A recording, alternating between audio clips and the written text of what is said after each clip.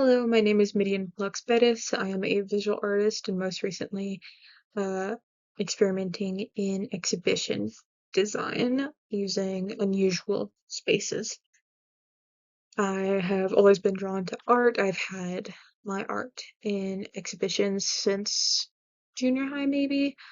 Um, and I've always taken art classes. I've always taught myself different techniques, different mediums. And I am multifaceted in the sense that I work in pencil, charcoal, paint, textiles, embroidery, bone work, jewelry making, many different things. Here is my contact information as well as my Instagram and Facebook that you can find more of my art. This work is called Vogue 2. It's from a magazine, and I wanted to focus on the modeling industry and sort of beauty standards. I intentionally left the eyes blank, not out of laziness, but just this blank stare that a lot of models will have while modeling, especially nowadays. They're not as expressive or really have these signature poses anymore like they used to. And I did put the eye on the earring to show what is looking at you isn't the model, but the attire itself. This one is called See Through. It's made with coffee, actually, and I wanted to focus on the negative space, not the subject itself, everything around the subject. And I used different textures here. This is kind of spotted and sort of splayed out. You can see there's some spots that didn't quite go through, which I had used wax and then scraped it off once everything was dry. And these are sort of lighter. This is dark. This one is a gradient sort of inwards. And here it's darker, but you can see some spots right around here for that more textured look. This one is called Coping. I used to self-harm and I wanted a way to express that wasn't hurting myself. These are pencil and colored pencil. These ones go hand in hand, kind of a little joke, as this one is an actual hand. And this one is a leaf that to me looks like a hand sort of reaching upwards towards something. And this one, it's not grasping anything, but it looks like it's about to grasp something, and it's my own hand. Uh, and I wanted the viewer to picture grasping just anything that felt right to them, if it was a positive connotation or a negative connotation. You know, I could be ready to grasp a paintbrush or, a knife or just anything really. And this was made in the fall as leaves fall from the trees and all of that, and that leaf just really intrigued me, looking like a hand reaching up towards something or someone, just wanting to go back up rather than being left on the ground. And this one was just a study with colored pencil of a paper bag on actually craft paper, but all the browns that you see in here are all colored pencil. There's no remnants left of the brown of the craft paper. These are collages I made. This one is called See and Feel. It was made from the booklets and pamphlets and stuff that you get in the mail when you're graduating high school and colleges are trying to recruit you. And these were colleges that reached out to me through that, as well as, personally interested in me and my art, but had ultimately rejected me. And I just wanted to express how I was feeling about that, just being rejected by art school. And so these are all the different kinds of arts and creative things. and to see and feel differently is how, you can express yourself in art. And, none of us see and feel things the same way. And so these are all performances as well as design from those booklets. And this one is a personal self-reflection.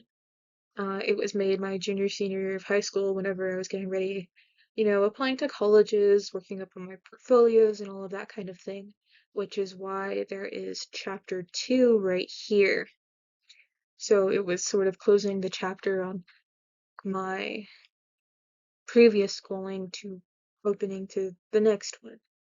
And I've always struggled with things like my mental health, which is why there's the little Valentine's Day candy that says depression on it, um, and this little semicircle that says trash, and as well as just other things that I enjoy. It was during the Tides Pods craze, which is why those are there.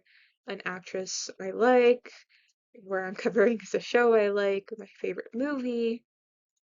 She's her hair and her skin are like my favorite color, as well as my favorite animal. I have a pit cat, and I care about a lot about bee conservation and just conservation in general. And the eyes that are strewn about um, are very personal to me because I've always been on the quiet side, not very outspoken, so I was always more of an observer than anything. These are paintings that I did. This is an abstraction of sort of dark and moody colors, as it was made right after the loss of my uncle. This is a high key still life that was made for my mentioned uncle, but he had passed before I could finish it. And this is a combined image landscape. I spliced together a mountain from my hometown, my best friend's unmade bed, as well as their wisdom teeth and my broken rosary, representing things that are home to me, important to me, where I've shared my most vulnerable moments, and my best friend's smile, and my struggle with religion that I still have today. This one was made right after my grandfather died, which was very recent. And these are my ventures into digital work. Um, So this photo I took on the drive back home after my grandfather's funeral. And my grandfather and my uncle were like fathers to me, so coping with this loss has been difficult, which is why I really turned to my art for that. And it's just titled Grief. Grief will change you. More of a truism than anything, than some radical statement. And this one is Vogue 2, Vogue 1. Sorry, Vogue 2 is the previous one, Vogue 1. Um, It was also originally done in charcoal, but I turned it to a digital work, taking inspiration from Fauvism. Sorry. Um, so the bright colors, even though, like, you can tell that this is a person, it's sort of a little abstract, not entirely, but that's where I took the inspiration from, and it was sort of my venture, my first time trying digital art. These are some exhibition designs. This is one that I've done recently. It's in an abnormal space, as you can see. Um, the focus was queer intimacy, as I am queer and most of my friends are. And this is made up of all of their art. Um, that I chose most of them, approved all of them. I gave them a list of criteria and what they felt sort of fit this intimate bond they presented to me. And if I felt it fit well with the theme, I allowed it in the show. So it was sort of a collaborative curation, but I did take the lead in it, as well as the design being in a more personal space, a backyard, and they were able to like sit at this table and interact with all the objects rather than just staring at them to make this personal connection with them. And this is a curation of my own personal works that was for a college art show in my associate's degree. And I curated which of my works I would show, as well as assisting my professors in designing the exhibitions, as well as like hanging everything up, making the pamphlets, helping design all of that. But here's a copy of my CV for anybody that's interested. Some relevant coursework from Weatherford College, honors I've graduated with, and different group exhibitions I have been a part of, as well as a video myself and my art was featured in, skills that I have. But I look forward to watching everybody else's artist talk, and if you have any questions, feel free to contact me.